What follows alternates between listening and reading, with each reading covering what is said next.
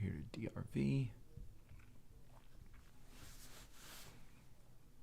And your channel. I know I'm live. Motherfucker. I am live. Click on there. Down. Morning. Zephin. And tired. Okay. And my Safari updated. This is weird. Man, Zephin, you're like the first one on here all the time. I tried to go live just before, and what was interesting was I need to set this down a little bit. It wouldn't let me on because I guess I had switched to my main account yesterday to watch some videos. Here. We don't like being dark. Morning, Jesse.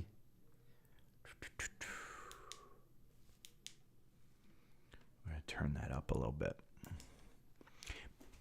Man, I did two other podcasts yesterday that I was on, and boy, with the light set up, I got to turn the light down. The light set up the way that it was. Man, I looked old. I was not happy. Okay. Anybody get in on SOXL? You got to get out of that one. Let me see. Where am I? There we go. Friday. Corey sent me a message. I got to update that one. No, not a late. It's NFL. Not a late night. Dogs. Remember, I don't work, so my dogs kind of come first, and they were up late last night.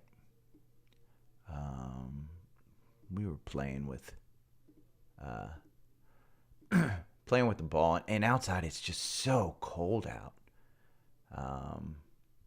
Man, come on, update already, will you?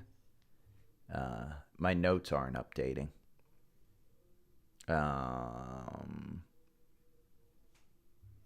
By the way, on the NFL front, Christian McCaffrey was traded to the San Francisco 49ers. He is not on my fantasy team. My assumption is he will not get a lot of playing time, but let's see. We're going to go here. We're going to scan the Dow Jones 30. Nothing. Nothing. Let's look at our brokerage holdings. Nothing. Wow.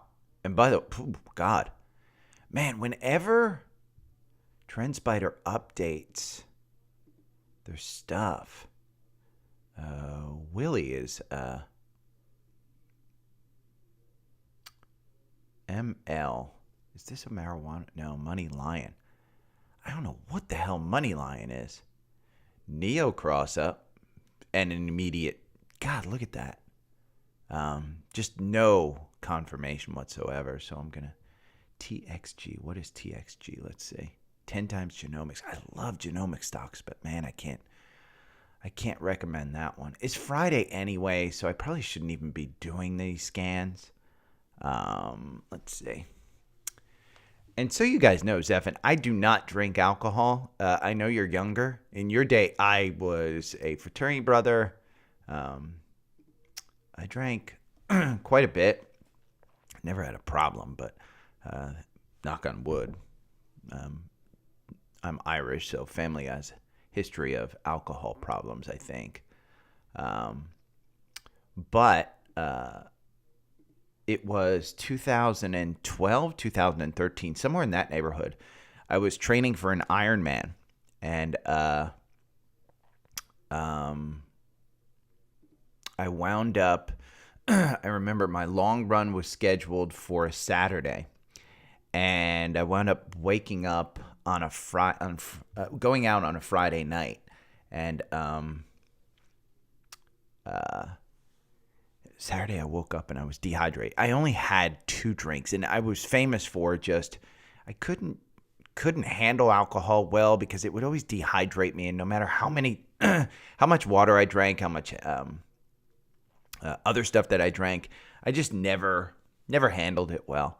And it would always wind up dehydrating me. And so that Saturday, I trudged through, couldn't wind up finishing the long run, just felt horrible. And so I stopped drinking alcohol that day. Haven't missed it, haven't picked it up. Now, quitting Pepsi, that's where I have a problem. Board Drilling. I don't like that stock. Hess. I'm going to put this one down as a scan. HES. The problem is oh God, look at this going into earnings. But this is just like every other energy sector stock going into earnings. It's next week. But see how it's above that 9-day? The gap down here is what scares me. But it's going to use that 200-day as support. So you have 114 as support level unless they just raise their guidance. I got a lot to talk about, I guess.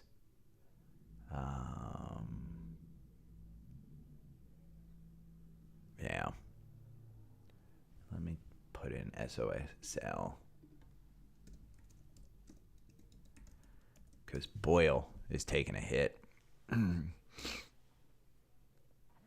Yeah, exactly. Zephan, by the way, don't let anybody... I hated alcohol when I drank it.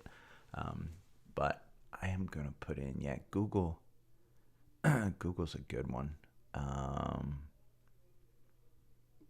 As a younger guy, I probably let peer pressure hit me into drinking a little bit more than I probably should have. But I had fun. There's no, as they say in the movies, no regrets.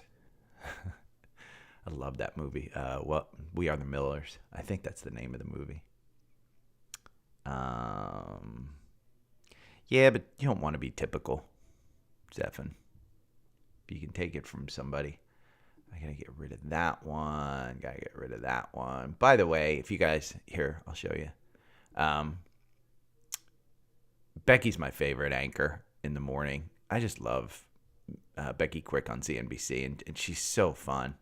I posted if you want to see something fun. Look, she just waves at the guy behind her who's waving in the camera. Love it. And she liked it. So I got a bunch of people who liked it.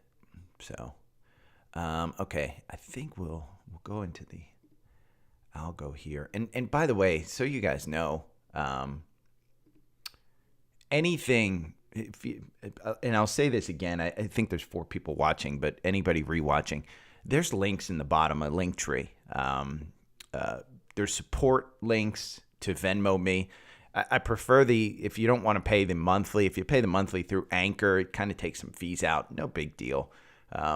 It's not a huge thing. But if you pay monthly, that's the best way to do it if you want to just continue to pay. If you want to support me through Venmo, there's a personal link. PayPal, there's a personal link. If you want to do any other thing, just message me. I got to put a thing up there to message me as well. But hit me up on the socials. There was a person on Twitter, Robert, who sent me a nice, very generous tip last night too. So I'm certainly thankful for everybody, anybody. I'm just glad that you guys learn. That's the main thing. Is I want you guys to learn, because if you make money, you'll share it. You'll share money with me. I'm your bartender.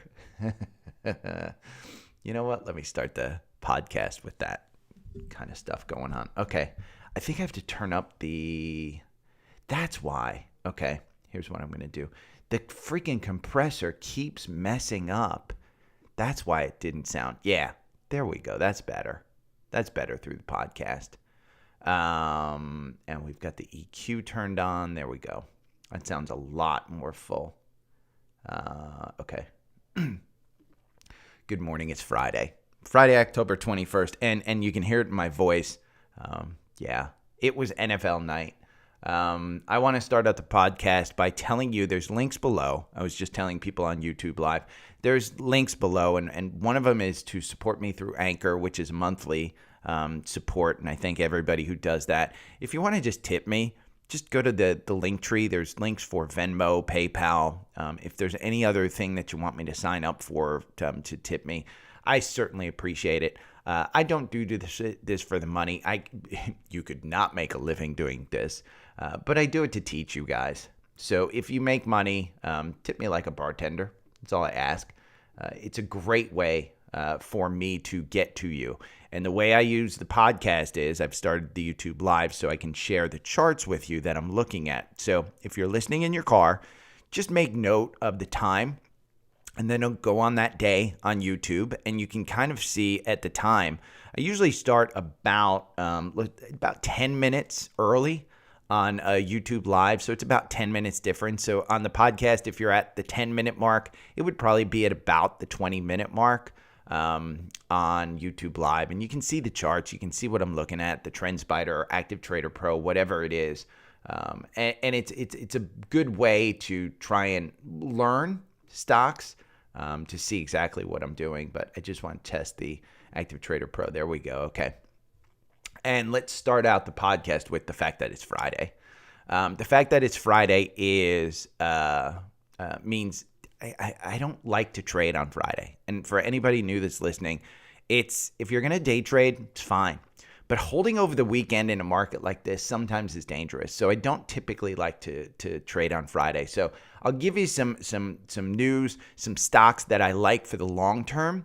But some of the trades like SOXL, SQQQ, TQQQ, some of those, I would say typically day trade. And we went over one yesterday for Corey on Instagram, SOXL. He asked me, what would it be in 2025? And I kind of went on a tangent and a tear, and I got a little hyped up about it, let's say.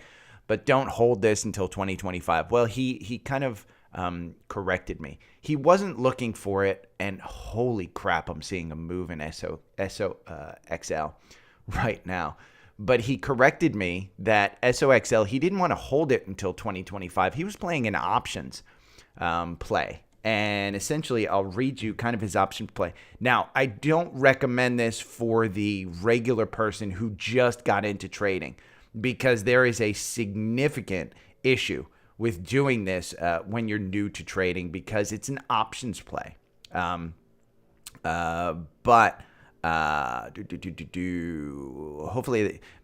we'll see a move. He wants to, it will be eventually due for a move. He's listening right now. I wanted to get your input. You made a comment on the airlines. Great comment. But essentially, he's playing the long game on this for Theta and some of the premium and things like that. So I wanted to clarify that up. I wanted to make sure that people knew he wasn't asking to hold it until 2025. He's a little bit more of a seasoned investor. So SOXL, it's making a move right now. It is making a crazy move. There's something going on in SOXL because it just moved up from 740 to 770. And if we look in here, I don't know if the futures are actually taking a rise up. But SOXL, we have that buy-in at 727. It got down to 740, 735 this morning. It's trading outside the Bollinger Bands on a 1-minute chart. It's going nuts. And then we're looking at it right now in Active Trader Pro. But I'll switch back over to Safari so we can look at the TrendSpider view. So we can go over some stuff. The first one that I want to go over is the bull in the China shop, Snap. Snap is a platform that I'm on. I post to 4 friends who are teenagers and kids of my friends. I don't typically use it. I don't understand it. But every child that I talk to loves Snapchat. Snapchat announced their earnings. It brought down every social media stock out there. The revenues missed. Everything else was good. Crazy high volume. And that's the key, is the volume is going nuts. It closed yesterday at $10.82. We'll switch back over to Active Trader Pro so I can show you. And SOXL is kind of taking a break here. But Snap, We can look. The 10-day volume is 43 million. The 90-day volume is 49 million. I believe it's got like 3 million shares in pre-market. And the last time I looked, it's just crazy volume on the downside. And you can see when they released earnings, it initially went up and then it just crashed. It is currently down at 768, which is about a low. You'll continue to see this one going. I don't think you should trade in Snap. Instead, I will tell you, Snap has it's going to get you out. It was a 1096 buy-in right here on October 18th, which was 2 days ago. They managed their business poorly. And that's essentially what it is. It's nothing other than Snap has just managed their business poorly. I don't think that it goes to other social medias.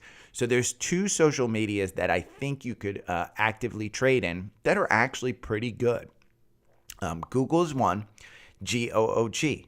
Their earnings are coming up on October 25th. They are trading down in the pre-market under 100. I've told you guys, under 100 is the way to get into Google. 100 seems to be a good platform right there. It will trade down under 100 again. Their earnings are coming up October 25th, so you do have a time to get in there. Now, if they come in light and their revenues are light because ad revenue is down, this is one you hold for a long term. So this is one that I don't think you necessarily trade for a 10%, 20% move. Even at 52, I will probably put more money into Google. I'm going to rebalance probably today. Again, it's a Friday, so I'll trade for the long term. And Google's one that I don't mind holding. Now, over 1,000 charts, the algorithm, which gives me kind of where to buy in and a guidance, it had a buy-in here at 101.21, October 17th. I kind of use that as a guide. You'll see there's a gap here between 98 and 99. That's probably going to get filled today on the way down. And I kind of see that moving. Again, their pre-market is going to bring them down. Let me see. I made the mistake, and it's because I hold it for a long term. But GOOGL is kind of the same thing. And that in pre-market is at 98.45. My assumption is we'll touch 97.75, which is where the gap kind of provides. But if I'm holding this for 1 to 5 years, do I really care at the end of the day if I buy it at 97.45 or 98.45? Probably not. I'm adding to my position. If I want to buy 1,000 shares of this, and you guys probably will not buy $99,000 worth of Google stock. But if I were going to buy 1,000 shares and just for shits and giggles, I'd add 200 of it before earnings. If earnings are good, I'd add another 200. I'd just add in like that. This market is kind of just a little bit extended. But Google is one. Pinterest is another. And the reason I say Pinterest is, oh, by the way, before I get on this, the reason I say Google is we talk about the S&P being trading at about 16 to 17 on average, and that's what an average S&P stock on the PE will trade for. Google's at 18. So growth stocks will typically get a higher PE at 25 or 26, 27. Google's at 18. Let's put in Apple, and this is where I talk about Apple's at 23. The market wants Apple at 17. That's why you can see Apple, if they don't show growth in the next quarter in their earnings, they're probably going to come down. But Google is 18. With a growth company at 18, this is one that you can trade for a long term. You can just buy it. It's 5% above its 52-week low of 95. 5 years from now, I think this one continues to go up. They're going to buy back more stock. They're going to do some things that are correct. The target price on this one, average analyst target price is 148. I think you've got an option here to get in at a significantly good price. Now, since August, the middle of August, it's been in the downward trend. That's why I say add 200 shares, add a fifth of your shares prior to earnings. But Pinterest is one. that I think you can get into. Its PE is rather high at 61. If we look at Twitter, their PE, they're not even making money. They're not a good one. Snap's PE, they're not making money either.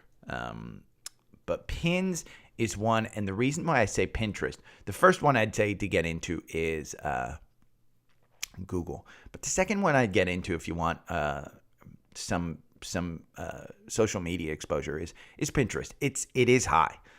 It's going to trade at about, let me see where it is in pre-market. Pins is at 2160. I think 20 or 21. If you get a 20 handle on this one, it's great. They have an activist investor, and you can see October. Goldman raised their price target to 31. Wolf Research raised their price target to 28. August 2nd, Susquehanna raised their price target to 35. Those are recent upgrades, and even older upgrades. Citigroup, April, upgrade to 27. They downgraded 27. But you've got at least 10% in this name. And when you go and you look at TrendSpider, the algorithm has you buy in at $22.91. Now, it probably will get you out with today's downturn. So I want you to, if you're going to buy Pinterest, I'd say add in a fifth. If you get a 20 handle, I'd add in another fifth, kind of dollar cost average your way down. The issue is going to be if ad revenue is taking a hit because we're going into a recession, that's going to be an issue for Pinterest, for Google, for Facebook, for Snap, for Twitter, for everybody. Twitter's in a little different game, but you're going to see this move down, and you're going to see it get you out. But I still say between 20 and 21, if you get in there, at least half your position should be between 20 and 21. If it goes up, these guys have an activist investor who's looking out and trying to monetize this. This could be a takeover target. This could be a purchase. Snap could be a purchase at $7. There could be somebody that comes in and buys it at $10. Social media stocks are just getting hit. Facebook, I wouldn't get into Facebook, and the reason I wouldn't get into Facebook is they are so unfocused on Facebook and ad dollars, and he's so focused on the metaverse. It's just, there's no reason. Facebook is trading 3% down at 127. Their earnings are coming out. They released a $15, $100 headset that nobody's buying. I mean, that's why I wouldn't buy Facebook. So with Snap earnings coming in, here's what I want to bring up about Twitter. And I'm out of Twitter. Remember, I sold at 52. 100% I sold at 52. You can see we're in an upward direction on Twitter. Ironically, it hasn't traded very well, but we're in an upward trajectory. Now, it's going to open up lower, I think at $48. I think it might have even come up. It got hit down first because of Snap earnings, which was and I'll switch to Active Trader Pro. It came in light, it got hit because of the earnings, and that's what's right here. And then they realized, you know what? Even though Twitter is the social media stock, Elon's still paying $54 to $20 for it. So it kind of, floated back up, and it floated back above 50. Then what happened when you see here around, I think it was 7:30, I think maybe this one, when it traded down to 48, the Biden administration announced that they may be looking at restricting some of Elon's purchase or management of Twitter and Starlink based on some national security issues. So, again, next week is October 28th. The Delaware court had said that the two sides need to come to an agreement or else they go to court. And Elon knows he's got nothing to stand on court. But if the Biden administration stops this, then there could be an issue. So you are taking a risk in kind of buying it, blah, blah, blah. There are issues there.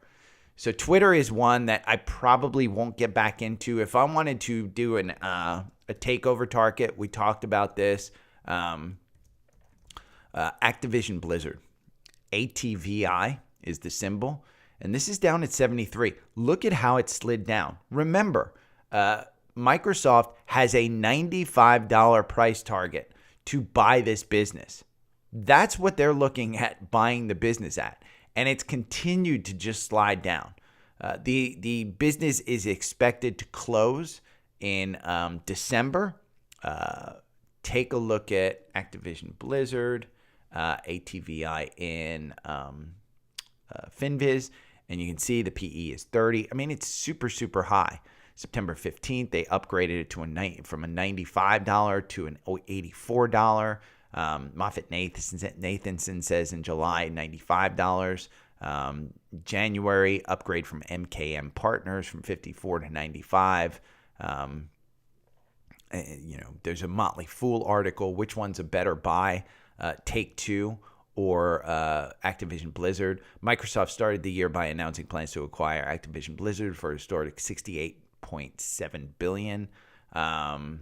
So we're duking it out. Take-Two, an excellent long-term stock. Read this article on Motley Fool. I do think, again, Warren Buffett has faith in the merger going through. So he accumulated 68 million shares of Activision Blizzard. Long term.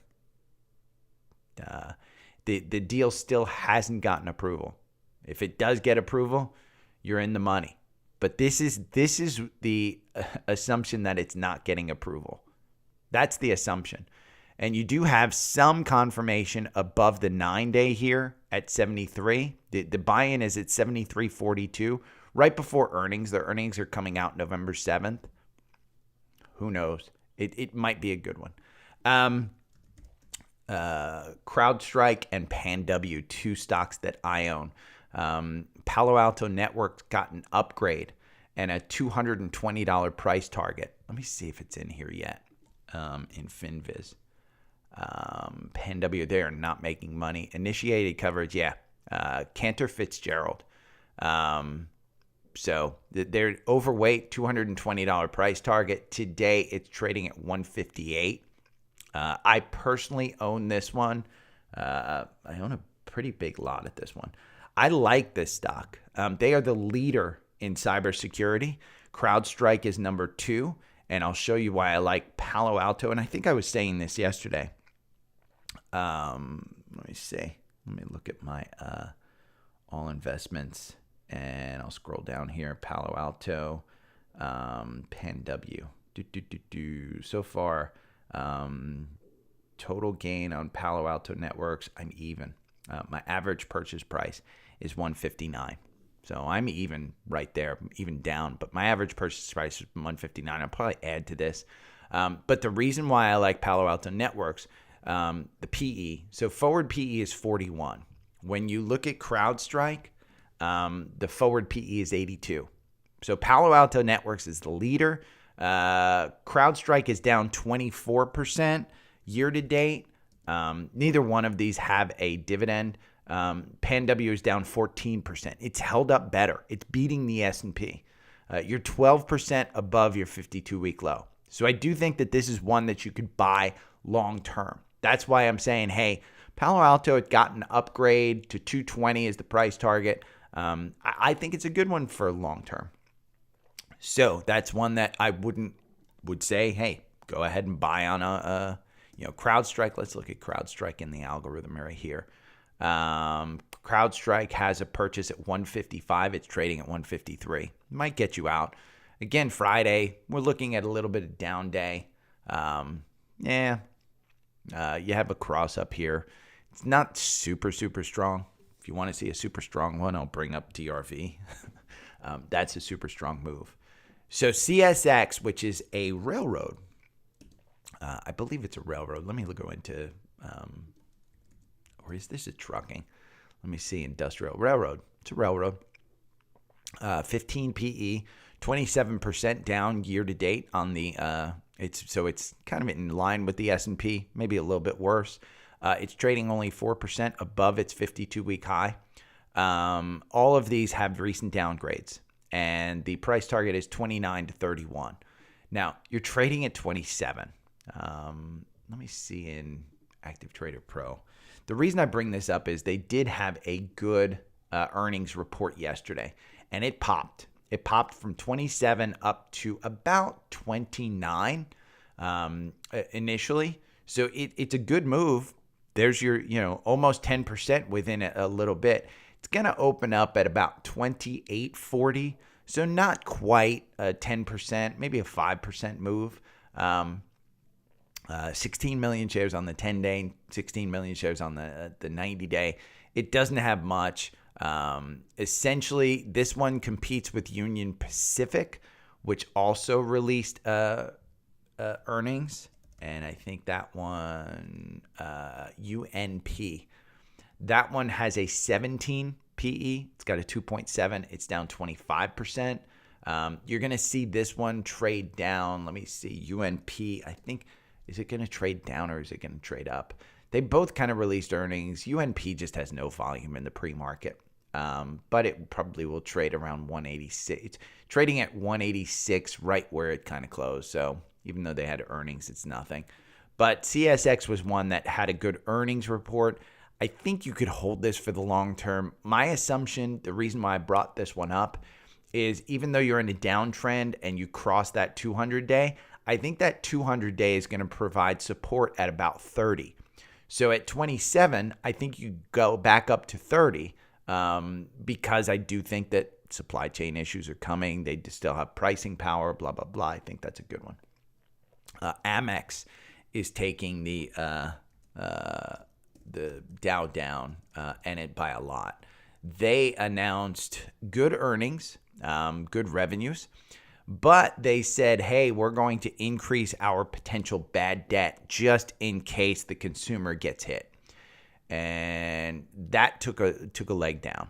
So it is going to be down significantly. You can see here there's a gap down even before earnings. This chart is just ugly. I wouldn't trade this chart just based on recent performance. The algorithm makes you 45%. Buying and holding makes you 42%. Your average win is 7.5%. You win 42% of the time, but you have these gaps down here. And I would say, hey, it's probably going to trade below these. Let me see. AXP, I'll look it up in. I'll show you Active Trader Pro. I was in UNP. Active Trader Pro, I'll show you. I'll switch it back over to Union or Active TrendSpider. But you can see it's kind of recovering. It gapped down here all the way to 134. It's going to gap down. It closed at 142 up here. It's going to trade at about 138. I don't think this is a bad one to get into. The problem is you're probably going to have to hold on to this for a long time. I would think that Visa or somebody else. See how ugly this is, by the way? I switched back over to TrendSpider so you can see the algorithm. It's just an ugly chart with a bunch of gaps recently. Now, there's a gap up here at 154. There's another gap up here at 159 to 160. Not unheard of for it to go up there. But if we are heading into a recession, this may be a big thing. So American Express, I wanted to bring it up because it is the biggest slider. One thing I heard of, by the way, some of you guys may be in college, maybe thinking about college. The most expensive out-of-state tuition college in the U.S. is Harvey Mudd College in California. $77,000 per year. Who thinks that a Harvey Mudd education is worth $77,000 a year? And if you've got $77,000 a year, I can tell you by my algorithm, make $7,000-8,000 a year, $10,000, $15,000, whatever. Instead of paying for that over the long term, you'll make more money than from a financial interest standpoint. Shit, you'll make way more money. Verizon. I talked about Verizon having a cross up, and I like this better than AT&T. They came out with earnings. $36.72 is the cross up. It's trading right now at about 37. Let me just see if that's the right pre-market price. It's trading at 35, so it's trading down. Again, I like this one, and the reason I like this one is because of the dividend. When you go and look at the dividend, it's a 7% dividend, and they reiterated, hey, we're committed to that dividend. So 5.59% above its 52-week low. I think you're getting this one at a deal. You look at those deals, and I think you're getting this one as a deal. Their issue mainly is they are expensive. They grew their net adds by only 8,000. Meanwhile, AT&T grew by, I think it's either 80 or 800. I may have missed a zero, but I put down 80,000. But the net adds were just bad. And that's why you're seeing it trade down to 35. Hans, the CEO, was on CNBC, and he said, yeah, we're redoing our pricing. And so he realizes it's expensive. They're also behind the 8 ball in their upgrade to 5G. They just don't have a lot of 5G. I travel a lot with my phone. I'm on Verizon.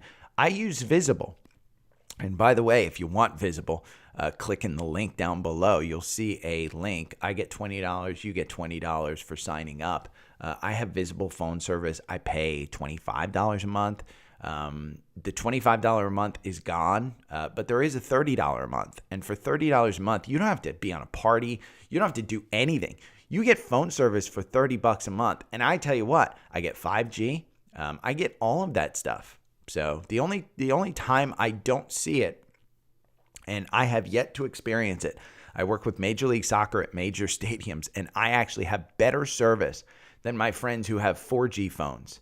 So if you have a 4G phone, you ain't getting better service than me. I'm getting better service than you at stadiums for $30 a month. And my friend she's on Verizon, and she's got I think it's 11, so it's not 5G.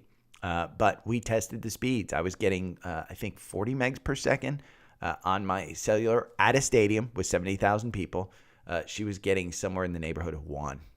So interesting. Again, I live on a very cheap lifestyle.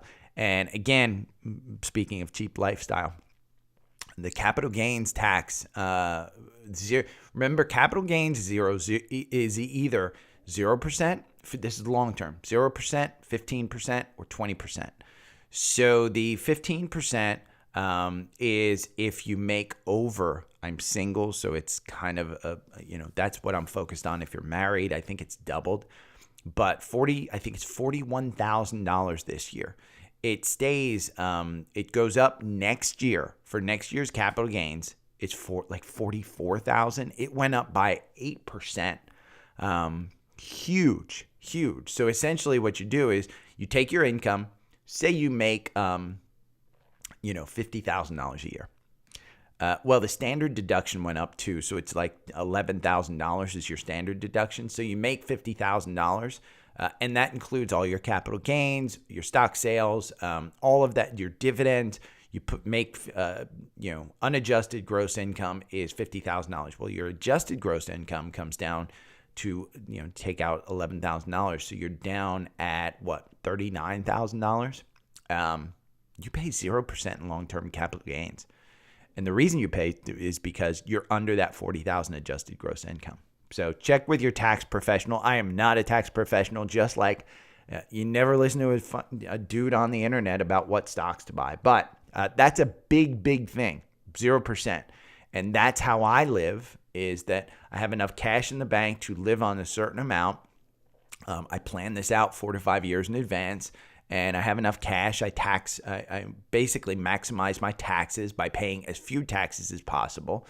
I make sure that I get under that income with write-offs and things of that sort, and I take out my, again, I have yet to sell an Apple stock, but probably this year. I've been retired now for 3 years, but this year or next year will be where I kind of take out some of that long-term capital gains, and it will be at 0% taxes. So I like this one. Let's talk about KOLD and BOIL. I have led you guys wrong, completely wrong. BOIL ain't done going down, and I've kind of gone over this. Look at this. You have absolute confirmation that KOLD is still in play. It is outside the Bollinger Bands. It's got to come down at some point, but it hasn't come down. The candlesticks are super tight. You've only got about a 2% period movement. In fact, it looks like yesterday's afternoon was only a 0.04%. The open was 23.44. The low was 23.19. The high was 23.74. This is KOLD, but it's still traded above the Bollinger Band. The RSI is at 78. The MACD is way up there. Doesn't look like it's crossing down anytime soon, but it is enormous. Now, the volume shelves on this one, if we pull this back to its recent highs, which was July, and this is KOLD, the volume shelves aren't providing you any support up here. People are out of this one. But back in July, it went up to $35, and this is KOLD. High of 42 back here, July 6th. You can see the volume picking up. This one has slowly been going up. Now, here's BOIL. Remember, when KOLD goes up, BOIL goes down. Look at the slide that you're seeing. It's trading on the bottom of the Bollinger Bands. The RSI is down at 20. This is crazy. It's at 32 right now. There are gaps all over the place. You can see the red volume bars. The afternoon gets no volume in this, by the way, because remember, I'm trading on 4-hour charts. Look at the morning candle. Look at the afternoon candle. Look at the morning candle. Look at the afternoon candle. Look at the morning candle. Look at the afternoon candle. It all afternoon. There is no volume on this in the afternoon. So BOIL and KOLD, you want to trade in the morning if you're going to day trade it. But it is a significant, you're just outside the Bollinger Band. So I've led you guys wrong in thinking that BOIL, remember I told you got out October 18th on this one from that $53 price. It looks like 11% downturn. The algorithm should have gotten you out. I said, I don't know if you should get out because there's a gap up here. And I may have done you guys wrong in saying, hey, try and time it. It's outside the Bollinger Band. Wait for the algorithm to tell you. And I should be the first one to tell you that because I'm a moron from this standpoint. So, but BOIL is not the play. KOLD is still in play. It's just oversold. I wouldn't buy either one of these right now. I wouldn't get into them, but if you're trying to get out, I'd hold on to the KOLD. I would not hold on to the BOIL because I think BOIL still has a ways to go down. UCO we talked about. This one got you out with a 5% gain. It hasn't gotten you back in. This one's kind of just capitulating right here. SCO is probably the same thing.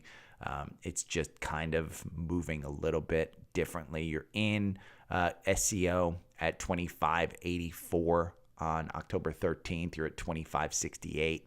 It's just, going to use that 200-day probably to come down to at 24.24. I wouldn't get into this one. I wouldn't trade either one of them. Let's look. The market just opened up. So what I want to do is go to Active Trader Pro, and I will go to SOXL because this one shot up pre-market. I want to see what this one's doing. Yeah. So it opened up at 765. It's down almost 1%, but it was way down here at 735 early in the morning. My guess is we got something that came out, but I don't know what. But it's an interesting one, and I still say SOXL, I think you could hold on that through the weekend. I wouldn't get into it if you're not into it, but if you're holding it, I think you could, hold on to it through the weekend. There is one, or you know what? Let's go over NEE. Willie from Instagram. Next Era Energy. You guys know I love energy. This one's been beaten down. NEE is crazy. When we go to NEE in FinViz, their PE is 54. So it is super, super expensive. Morgan Stanley just upgraded in September and they upgraded from equal weight to outperform, $94 to $99. Zacks, I hate Zacks. I hate Zacks stuff. Insider Monkey, even starter stock portfolio, 12 large cap stocks to buy. This is a Yahoo Finance article. Let's see. Let's go down to the Next Era Energy one in this article. This will give me a good view of NEE. Florida-based company that generates and transmits and sells electric power to retail. Oh, I've heard of these guys. Okay. The company generates electricity through wind, solar, nuclear, coal, and natural gas. They declared a dividend of 42.5 cents per share in line with previous. The dividend is payable on December 15th of shareholders by November 25th. The company's dividend yield is 2.26%. BMO Capital raised the price target to $100 from $92 and decided to outperform. According to Insider Monkey, 59 hedge funds were bullish on NextEra Energy at the end of the second quarter. In its Q2 investor letter, ClearBridge Investments, an asset management firm, highlighted a few things from the stock. You can read this. It is a stock that should be on the upturn because it's an energy stock. My belief is this is a macro play. The RSI is at 31. You just got out of this with another 5% loss. The algorithm makes you 23% versus buying and holding this loses you 7.05%. You win 45% of the time in 22 positions. Your average win is 6.86. Now, here's the thing. When you're looking at this one, we're going to pull this volume shelf back, and I'll pull it back here to April 6th. There is a clear channel within these 4-hour candles of where this one trades this year. And it is down here at about $70 all the way up to $90. And I don't know what the impetus is, but my assumption is it's an energy play. And so energy is just playing along with this one. You can see the earnings go from 41 cents up to 74 cents. Boom, it took off. And it took off into that earnings, but it sold off. And then it kind of capitulated and 81 cents per share. And boom, it took off again. And then it kind of capitulated, took the dividend. There's gaps all over the place on this one. The earnings are coming out October 27th. So next week. I don't even want to play into what this is, but the ex-dividend date is November 23rd. It's a 2% one. It is 5% above its 52-week low. It's 24% below its 52-week high. But all of these analysts have like $100 price target on this one.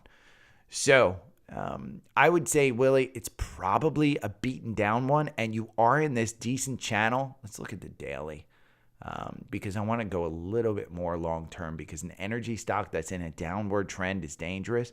And on the daily, you haven't had the death cross. That blue line of the 50-day hasn't crossed this the red line of the 200-day. So you haven't had this. It is, you can see clearly on the 9-day, it is trading below the Bollinger Bands. It is down here, kind of just, the Bollinger Bands haven't synced up. I would probably wait for the algorithm to take over on this and give me a buy. I'd rather miss the first 10% of the move and try and get the next 5-6%. You do have gaps up here between 81 and 83, and it looks like 85 and 88. So you do have gaps, but I don't think you have the gaps on the daily. And that you do have the gaps on the daily.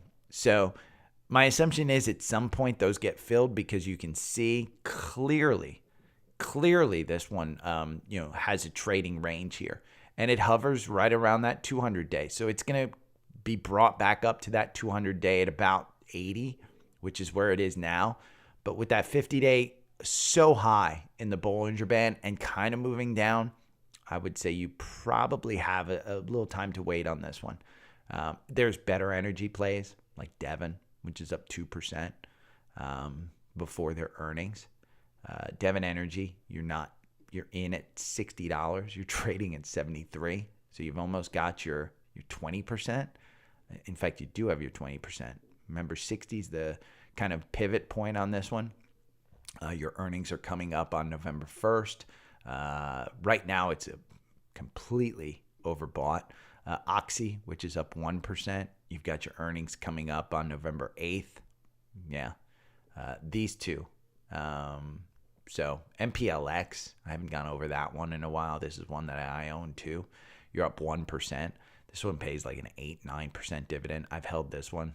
$30 was the buy-in point, and I continue to say 30, but $30 is the pivot point on this one. Below 30, buy it. Above 30, you can sell it. You've almost got your 10% at $32.85. Their earnings are coming out October 31st.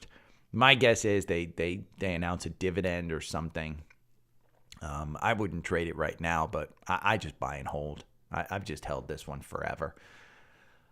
We had one cross up that I felt comfortable bringing up, and that's Hess, HES, and it's because it's energy. You had a secondary cross up here, and I wanted to bring it up, not because I think you should buy it into earnings, which are October 25th, but because I wanted to tell you from the energy standpoint, oil still is a good buy. I think MRO is Marathon Oil. And I think this one's still, I mean, it's all these energy names are super, super high. That's the main problem with it is energy's just, it's gone on a run. And at some point we have to pull back. But, even LNG, we talked about Boyle earlier.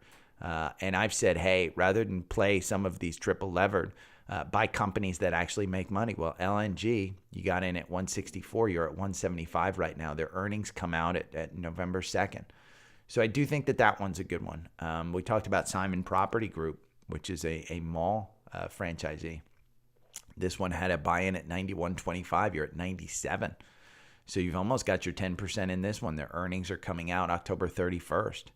You got a gap up here at 103. Kind of moving towards that gap, but you can clearly see that 200-day, that red line. It's using that as clear resistance, which is at about 100. So I would take your 10% in this one if you get it before earnings and just kind of move out because they may give some guidance that is not good. But I think that's it. I think that can you explain how you rebalance your, I will be on YouTube Live and Zephan. I will explain how I rebalance the portfolio. And Jesse, Biden administration, how do I put this? I mean, I'm a big believer that Biden is a middle-of-the-road guy, but I think he's moving a little bit left in his administration to make people happy. And I also think he is trying to be pro-union, pro-big government. And that's my fear with him. And I think him announcing, hey, we're not going to sell to China for the chip stuff, and he's looking at Musk. I think he looks at Musk as a administration adversary, whereas I think, he could have brought Musk in, and even though he's an adversary and he's not big Democrat, he's not a big Republican, he's a libertarian. I mean, he hates the Republicans as much as he hates the Democrats. He is for less government. He's for less oversight, but they want to oversee him. And so with his current bitching and complaining about not getting defense funding for Starlink, where he's providing Starlink to the Ukraines, and nobody's paying him. He's doing it all on his own. So I think I commented on your Twitter using my wife's YouTube account on TrendSpider. Oh, yeah. Brittany or whoever. Yeah, I'll look at the Twitter. I know it's your wife's account, Mr. Hahn. But I'll reply back to you on that one. Getting my algorithm, by the way, and that's the second question. How do you get access to my algorithm? How you get access to my algorithm is you sign up for Twitter down below. When you sign up, I do get through the link. I do get compensated from TrendSpider. And so once I see that in the payment, I'll help you set it up. It's super simple. And by the way, when you see it, you'll be like, oh my God, that's simple as hell. Now, mind you, it does not, in a bull market, the algorithm underperforms. But in a bear market, the algorithm overperforms. Right now, we're in a bear market. And hey, Brandon, Mr. Hahn. But yeah, in a bear market, this one will overperform. And we're in a bear market, and I think we're in a trading range. So it really depends on what stocks you pick. He wants me to look at Red Cat Holdings, and then that's the last one, and I'll get on YouTube Live. Red Cat Holdings, you're out. Yeah, my guess is that this is a retail one. Let me look. RCAT. Are they making money? They're not making money. You're 1% above your 52-week low. You're 51% below your 52-week high. What do these guys do? Are they a technology company? Provides various products and services to the drone industry. Ooh, you guys know I'm a droner. I've got tons of drone videos. But yeah, so this one is a drone. Can't make a lot of money doing drone stuff. So you can see that their earnings came out, boom, dropped. I'll go over it more on YouTube Live. Dog's crying. Have a great weekend, guys. Thank you to everybody who supports the podcast. Look down below. Live your chief lifestyle. Pay 0% in capital gains tax. Get a cheap phone plan from Visible down below in the links. Sign up for TrendSpider. Get my algorithm. Do whatever you need to do. Okay, that's it. Talk to you guys later. Bye. Okay, I am done with the podcast. And part of the reason I'm done with the podcast is because the dog is crying. No, I don't, Jesse. And the reason I don't mind underperforming in a bull market. But let me go grab the dog and I'll be right back. And for you guys that don't know, yeah, there's 7 people watching. If you guys haven't watched before, I go away for like 5 minutes, deal with the dogs, and then I'll be back. Super short. Hold on, and I'll answer all the questions.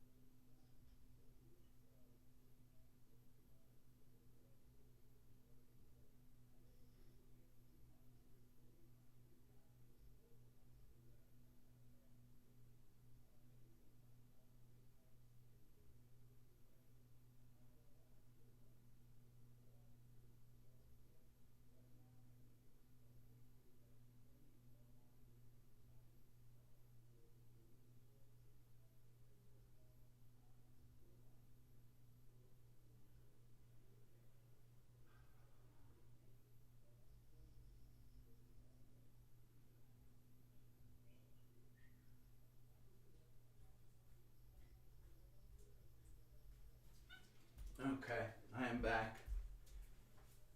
By the way, I've refused to turn on my heat. But this morning it was too cold. I had to turn on the heat. Let me quit the GarageBand and save. Then I'm going to go over here to Active Trader Pro. Stefan, F you. F you, motherfucker. I can't believe you guys heard me yelling about green cards yesterday. And to catch everybody up, my friend doesn't have a passport. She's got green cards. A green card, I should say. New episode. Create an episode. I got to upload the podcast. Even though, you know what's strange? And you guys don't listen to the podcast. You guys don't. Other people do. But people listen to the podcast overnight. I think I've got more international listeners than American listeners for some reason. And Davenport, Maine keeps calling my phone number.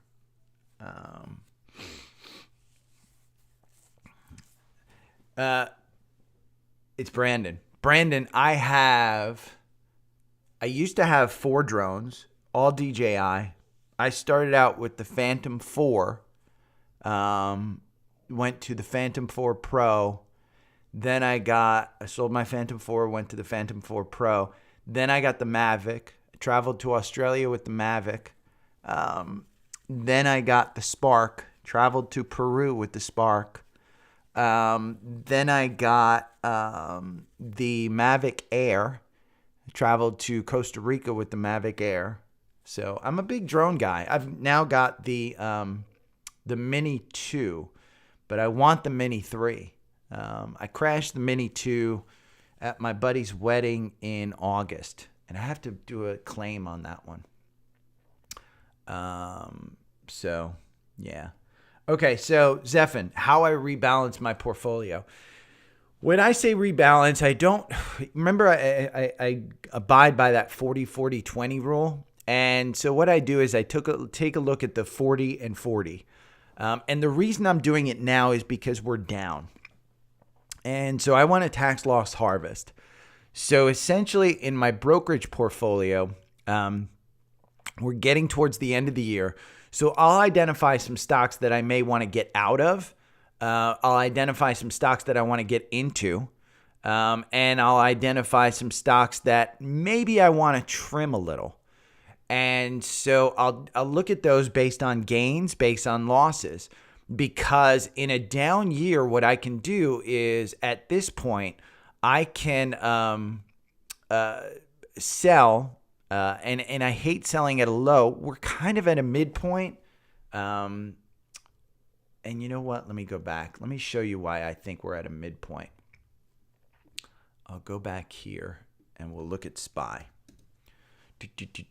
So SPY, you have... You got in at 368. You're trading at 367. You've got this gap here at 360 to 363. The reason I say we're at a midpoint is simply because see how we're in a downward trend? We haven't really come back from that downward trend. And so if we are moving towards an upward trend, and I think that's where we're going, because I think while the Fed is talking hawkishly, I think people will take the 75-point rate increase. The 75-point rate increase will kind of, if it's at least not 1%, then 75 is already priced into the market. I think the second 75 in December is priced into the market.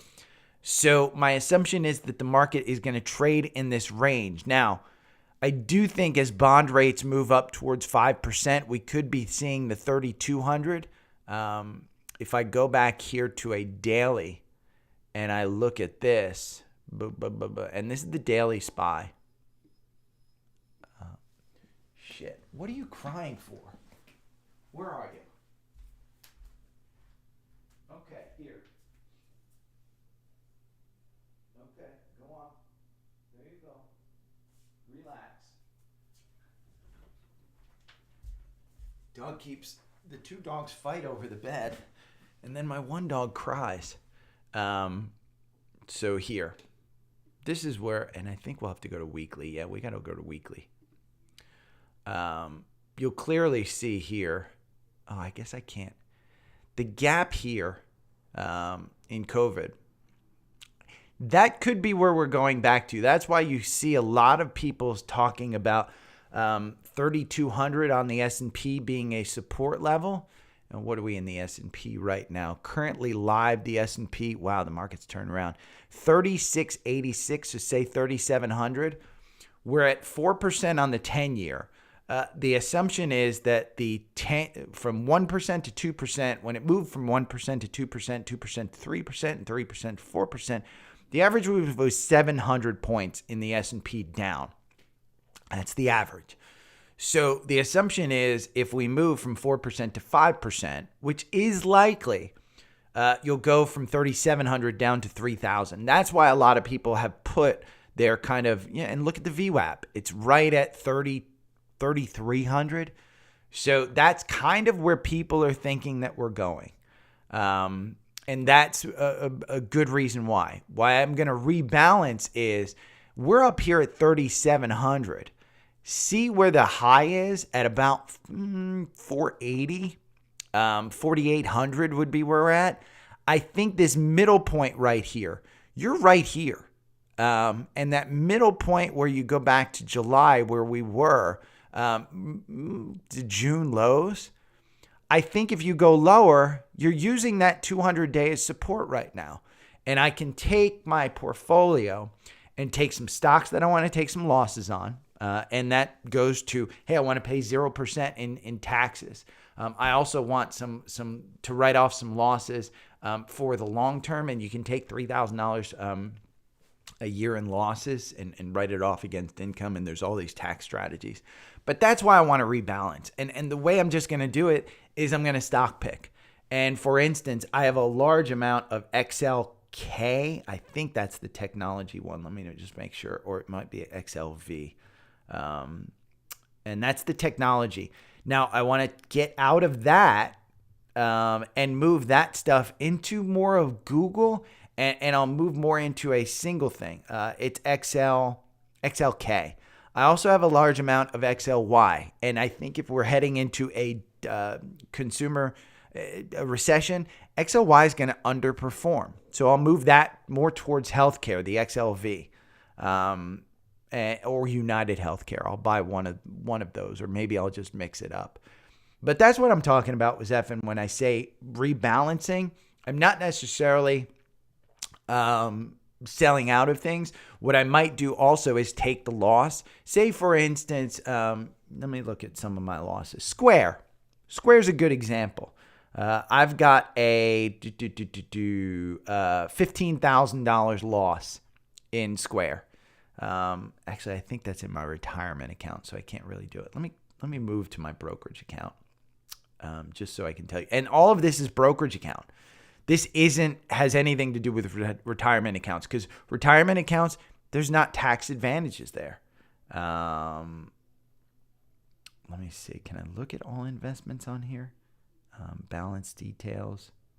No, I guess not. I have to just look and guess at which ones. Yeah. All investments. Here I go. I can look in here. I'll just look. A good example, AMD. I know I've got that in my brokerage account. That's a $5,000 loss. I'll take the money out of AMD, move it into NVIDIA. I mean, chips are gonna go whatever, or I might move it into XOXL and trade. The money that I have. I have a $5,000 loss. I'll take that, and what I'll do is maybe sell my Apple. I've got a lot of gains in Apple that I can write off from a long term. That $5,000 might be like 10 shares of Apple in my gains. Amazon, I've got tons of Amazon gains. I can get rid of my Amazon because that one's been trading and kind of floundering. Some of my ARKs, I can get rid of my ARKs because I think the ARKs are going to just, again, they're going to be a problem, I think, moving into long term. So that's what I talk about. Bitcoin. I've got a $10,000 loss in Bitcoin.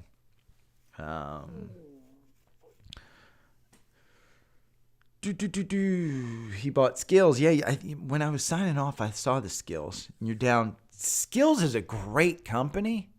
Let's look at Skills. I like Skills. They were a motley fool, but you can clearly see, boom. You haven't had gains in here since March. Although you do have this 17% gain right here. They're just losing money. You got in at 98 cents. Wow, 98 cents to $1.05. That's pretty good. And you do have confirmation here. Oof. Maybe it's just been beaten down too much.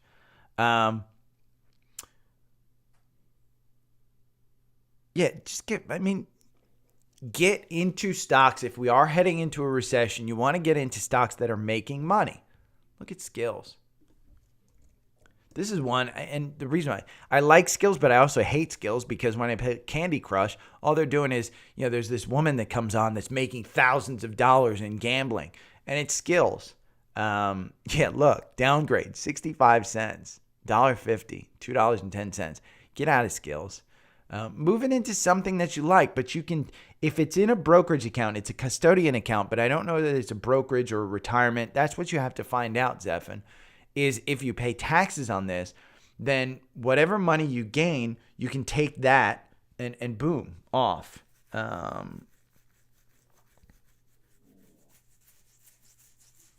Brandon, I don't know. Let me see. Hold on. I'll see if I can find you. TrendSpider first promoter. And then log in. Oh, you know what? I don't want to do this while you guys can see this. I don't want to give people's names. That's probably not good to do people's names. Referrals. Brandon, is a Yahoo account? If you signed up with a Yahoo email address that starts with B, then you did. October 21st. Not a customer yet, so you're on your free trial. I will tell you guys, when you sign up for TrendSpider, there's a 7-day free trial. I'll set you up with the algorithm. There is a Black Friday sale. Yeah, you're all set then, Brandon. I'll set you up. Hit me up on Instagram or Twitter in a DM, and I'll follow you if it's on Twitter or Instagram. You can. I think it's wide open on Instagram. I think you need to follow me to send a DM, or I need to follow you, send a DM in Twitter. That's just because I was getting so much crypto crap. Yeah, Black Friday. Black Friday, they have a sale. It's like 50%. And Zephan, just make sure you click on my link in there. But they have a 50, I think it's 50 or 60% off. And they just had it on Labor Day, so I know they're going to do it again. I don't talk to the guys as much as I did. I actually almost went to work for TrendSpider. I really wanted to work. They get such great applicants. And Dan, their CEO, is just such a great guy. But they do have that Black Friday sale, and it's usually 50% off, if not more. I think it cost me about anywhere between $300 and $400 a year, which makes sense. I need to reach out to Fidelity because they actually have a free back testing thing that I may be able to use. But yeah. I don't have that many people using TrendSpider, by the way. Maybe 10, 15 that I get paid on. And I don't get paid much, by the way. I think it's like $1. But I'm a big believer in it. So, yeah, Brendan, you're all set up. Hit me up. I'll set you up today. Just hit me up in the DMs. I don't think you can DM me on YouTube. But hit me up on the DMs. And get off your wife's YouTube account, dude. Okay. Let me create this episode real quick. Save episode. It's already freaking 10 o'clock. Man.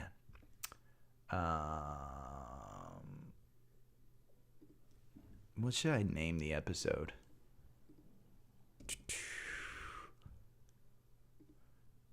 My naming pattern has not been good. My listens are down. You know what's crazy is, and I don't know, you guys can probably hear my stomach. I'm hungry as fuck. When the market's going well, people listen to my podcast all the time. When the market's going down, people stop listening. It's crazy. Okay, and let's move above the picture. That's everything.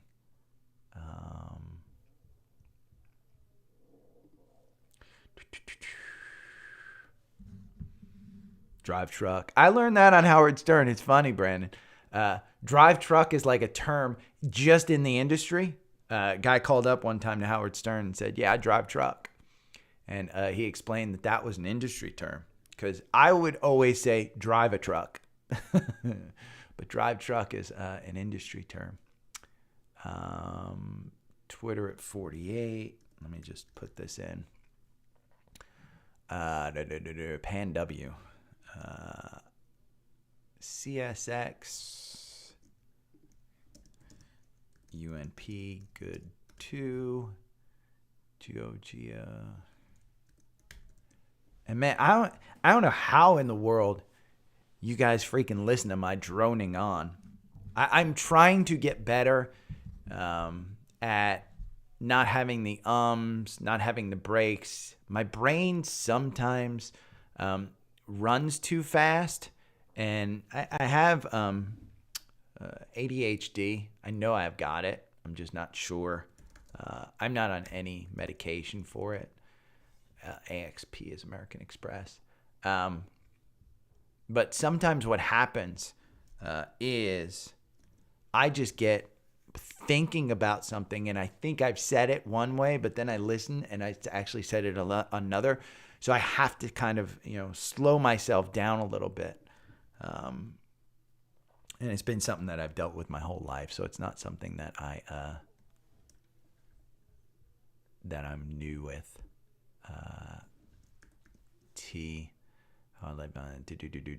NEE, way up. Boil way down. SOXL, HES. Let's see. Friday. Day trade stocks, but try not to.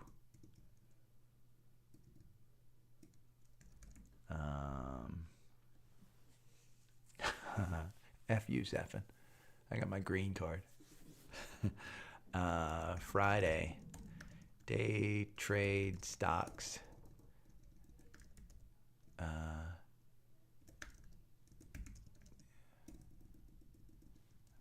GOG.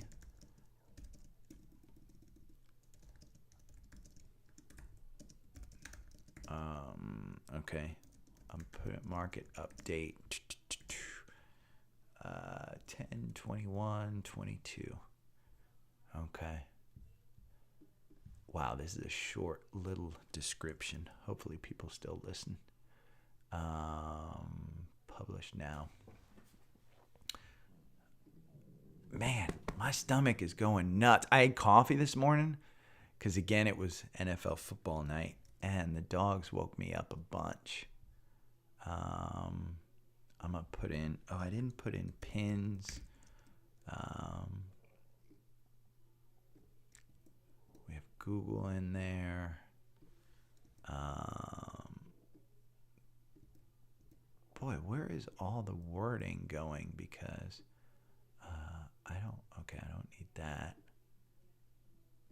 We're going to put in some of the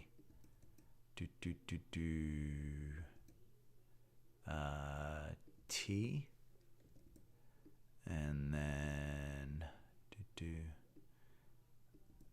I should have titled it How I Live on 0% Long-Term Capital Gains. Let me see. Let me put in SQQQ. SQQQ. TQQQ. We'll put in Tesla because that always gets a bunch. UVixie. UVixie is crap, by the way. Man, that thing's just lost it all. HYG. Ford, Hype Train Ford is up big. AMD, I think I went over AMD. Snap. Oh, Snap is in there. SPY. TQQQ. Apple. We'll put in LabVIEW. I'm just going over the most active. TLT.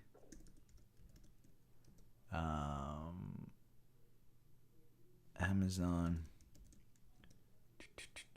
I have a bunch more. NVIDIA. BAC. Meta. Should I put Meta? We need XLF. No. Let's put in Neo. What the hell? There you go. Posted it. Boom. Now I can go back here. Safari view.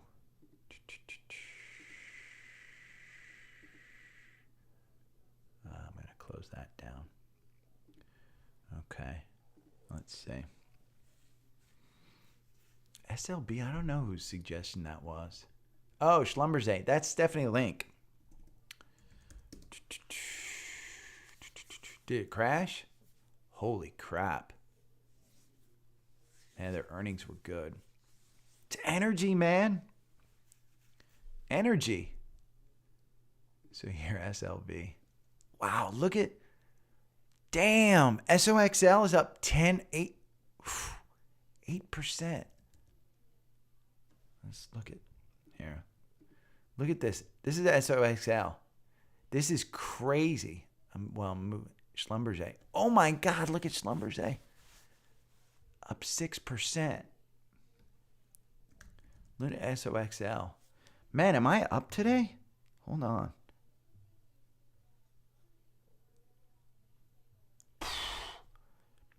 I'm up 1.11%. What's the market?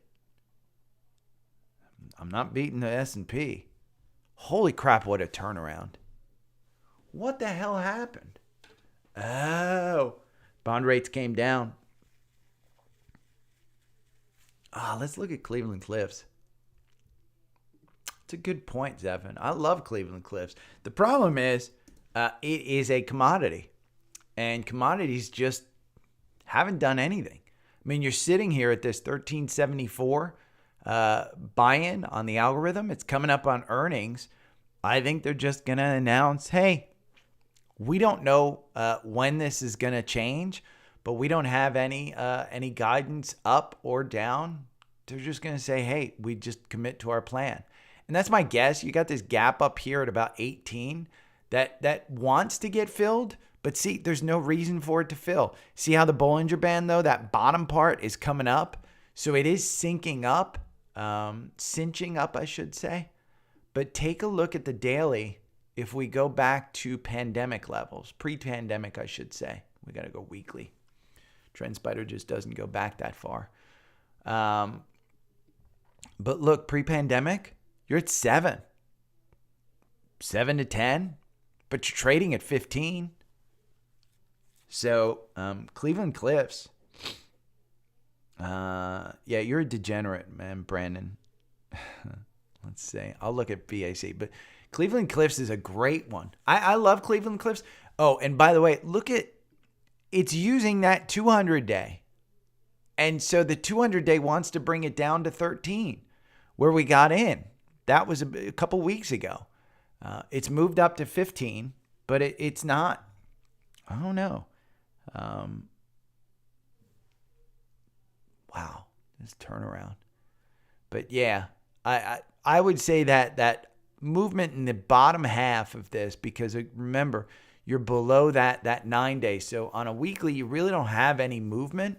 You got the MACD a little bit low. You got this one down here. But Cliffs, I haven't had it on my radar. It's on my potential to buy. Financials, by the way, financials are moving. Morgan Stanley's up 2.5%. I own Morgan Stanley. That's why. BAC, what are your options at, Brandon? They expire today. I don't know how options work. I think if your option is to buy the stock, freaking buy the stock. It's got all the confirmation in the world. 31.53 was the buy-in. You've made your 10% if you bought the actual stock. If you got the RSI is at 64, but it just came down from 71. You can see this is where it was at 71 on October 18th in the afternoon. And it's come down 10 points and then moved back up. But the stock hasn't really moved that much. You still got confirmation above that 9 day. If I go back over to Active Trader Pro. Yeah, you're not going to buy the stock at 36.50. Me understanding options, I think you get out of that one and sell it before it expires, and you have to buy it at 36.50. I don't understand options all that well, but I think that's what you do. And look, right here, you lost on a 1 minute chart. You lost confirmation here. See that button hook right there? It's a 1 minute chart, so it moves quick. But these are each 1 minute candles, but you got that button hook that I talk about all the time. And it's below the 9-day. Your RSI went from 76 down to 61. Your MACD's crossing down. Again, these work on 1 minute charts. It's just up there too much. Now, the Bollinger Bands are syncing up, which typically means that it's going to move in a direction. But this one's up 2.25% in a day. Financials don't move 2.25% in a day. Don't get me started. I'm getting fired up here. SOXL. God, man, I wish I would have gotten in at this. But yeah, you see, it's oversold. Overbought, I mean. See how it button hooks? And then it kind of sinks up here. But that VWAP is still at 786. I don't want to buy it up here. I'm not going to buy it and then hold it over the weekend and then have Taiwan get invaded, blah, blah, blah. Brandon, you probably understand options better than I do. Don't be a degenerate, man. Your truck money that you get is too valuable to lose. Too valuable to lose. I'm telling you. I am fine losing tens of thousands of dollars. I've got the money. I'm not getting put out on the street. Just make sure, please, do not lose money that you actually need. And don't be a degenerate like that. There's a great episode, by the way, and if you haven't heard me talk about it, Smartless. It is Sean Hayes, Jason Bateman, and the main guy, deep voice, Will Arnett. And it's the three of them, hilarious. The three of them are just hilarious. And Will Arnett brings on a mystery guest every week. You get to find out from the title who it is. But last week was Kevin Bacon. And Kevin Bacon, if you don't know, he lost most of his money with Bernie Madoff. And they talk about it through the episode. It's like in the first 10 minutes or so. And it's just a small portion of the episode, but I listened to it yesterday while I was running.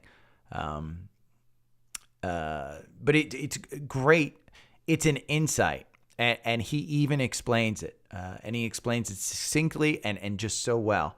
How did you lose all your money? We got suckered in by just the great returns that he had. Well, the returns were fake. And when I tell you not to be, greedy on this, that's where you get suckered in. That's why my podcast, that's why I don't trade options. That's why I look at 10% return. There's a great documentary on GameStop on Netflix that I posted on Twitter last week. I think I watched it last weekend. Fantastic documentary. You get suckered in by these big gains. If you put your mindset to a 10% gain, it's great. You know what's funny, Zephan, is I'll go mix it up. My friends make fun of me because I will listen to Barry Manilow, James Taylor, Billy Joel, and not like the upbeat stuff. I'll listen to the ballad stuff. Tony Bennett. I'll listen to that kind of stuff while running. And it's super slow and it's super and I'll sing while I'm running too. I'm out there. I'm the crazy guy on the street. All my neighbors know it, that I literally sing at the top of my lungs with my headphones in while I'm running. I'm out here there's a great trail by my house. It's called the Silver Comet Trail. And it is an old railroad trail that that Atlanta, I think it's the Outdoor Atlanta. I don't know who does it, but they've paved the majority of it. And it goes all the way to Alabama. I think it's 70 miles each way, 120 miles, something like that. But it goes all the way, and it's a bike trail. And I live by the beginning of it, and it's great. It is awesome. And I run on that every now and then. Yesterday, I think I did 5 miles yesterday, and I got to go running again today because my fat ass last night freaking pigged out. See, the market's lost a little luster here. Dow is up 1.2. By the way, energy freaking flying. Let me see. We'll go back over here. Safari view. PanW's up 1%. Oxy's up 1.5%. Devon is up 2.4%. What's my big movers? Apple's up 1.1. American Eagle, which I have a big loss on, which we'll probably get rid of at some point in time. Let me look at this stock. American Eagle Outfitters. 1026 is the buy-in. You haven't made any money. You're only at 1014. This has just been a loser. Nobody's wearing fucking American Eagle. I should have known not to buy that one. Let's see, is Snap going anywhere?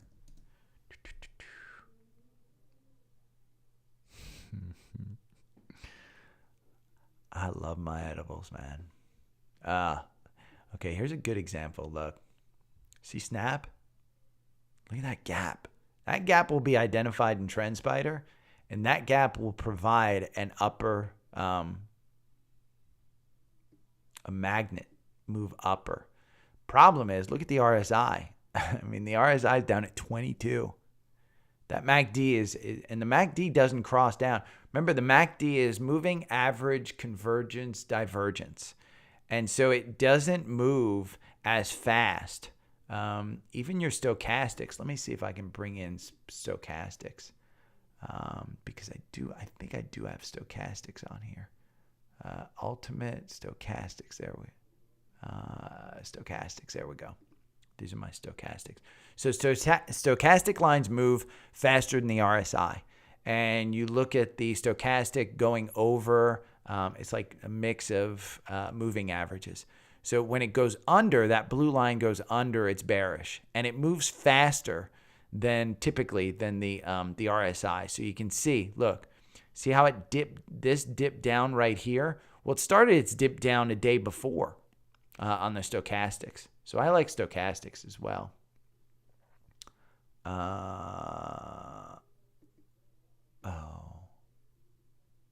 going to do that. I want to collapse. Yeah, I got the MACD RSI. This is the look that I like. I did buy American Eagle. And you know why I bought American Eagle, Zeffin? Fucking Jim Cramer. Fucking Jim Cramer. Remember in Tiger King? Fucking Carol fucking Baskin. Jim fucking Cramer. Jim Cramer is my Carol Baskin. Douche. Again, don't listen to anybody on TV. Nobody on the internet. Don't listen to them when you're buying. I bought it. God, it was around. I'll tell you exactly when I bought it. Let me look. Because essentially what it was right after earnings. And Jim Cramer said it was 10/7/21. So if I go to American Eagle, it was 10/7. Let's go to 10/7/21. It's 2022. Can I get to 10/7/21 on a 4-hour? Yeah. So 10/7. Here's October 7th. Right around here. Here's what it is. See it was right here. Kind of dipped down a little bit. My average price, $24.94. And you can see the buy-in was $24.49. So I kind of timed it right. And he was right. Got you out with this move. You were at 28, which meant I made $4, which I made 20%. And he was basically saying, hey, before they said they've got their prices all set with cotton prices. And that was the problem that you had here. So I made my 20%. I didn't listen to myself and take profits. And what happened was you've just seen this slide and you've seen this complete slide. And it has nothing to do with cotton prices. And I've held it out this long. My bad. Small position, not a huge one. I think it's like 5,000. So I lost a couple $1,000. But I should have gotten out with my, $400 or $500 gain. Absolutely should have. AMD's another one that I got. And then I flash my green card. Oh, but yeah. Okay. I'm out. Hopefully you guys enjoyed this. I'm going for a run. I still think, here, I'll show you. Active Trader Pro. SOXL. See, it's at the bottom of the Bollinger Band. I think my 789 would be where I would buy this one today, but I don't know if it's going to get back down there. It's going to go towards that VWAP. Let's look at a 5-day. Where's the VWAP on a 5-day? Oh, come on. Move in. VWAP on a 5-day, 789. But look, see how it's up there on the Bollinger Bands on a 5-minute chart? Yeah, I'm not day trading today. I'm rebalancing. Okay. I'll see you guys. Have a good weekend. I may come on tomorrow. I may do a live one tomorrow. You guys have your alerts on. I may do a view of, hey, how do I live and what rebalancing did I do? I probably won't because I'm lazy. And Saturdays are my day. So, okay. Have a great weekend, guys. I'll talk to you later.